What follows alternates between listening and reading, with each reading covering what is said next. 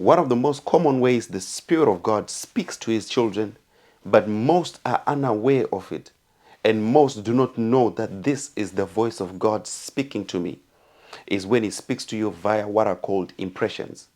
Now, impressions are when the Spirit of God drops a message in your spirit and it bypasses your soul. So there is a nudge that is impressed upon your spirit by God's Spirit, and your soul does not understand it. Your soul is trying to catch up to the message that has been downloaded in your spirit. An example is this: you wake up and you start thinking of someone. The moment you think of that person, they call you or they send you a text. Or another example, you remember someone who you used to be with 5 years ago, 7 years ago, 10 years ago. And the moment you remember them, someone will call you and start talking about the same person. That was already the Spirit of God bringing your attention to that person. But because you didn't know, you just thought it was your mind. So the deception in impressions is you think that this is just my mind.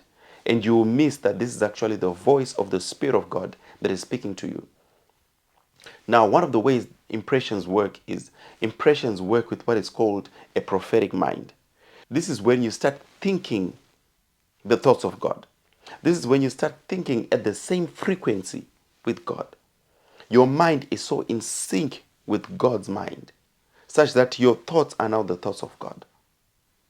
But when God uses this way to speak to most of His children, because most Christians have undeveloped spirits, and most have not understood how God speaks, we dismiss it easily and we say, that is just my mind.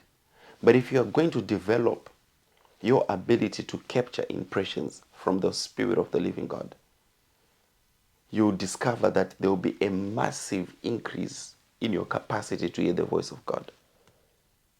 Most of you think when God speaks to you, you're going to hear a big bang, or you think an angel is going to appear in a burning bush. Of course it can happen. But for that to happen, sometimes God will start off from the little experiences which He gives you via impressions. It is when you attend to those little impressions that God can now speak to you in the spectacular that you're expecting. So go ahead, always be on the lookout for impressions, because they are a sure way that God has been speaking to you, but most of the times you are not aware.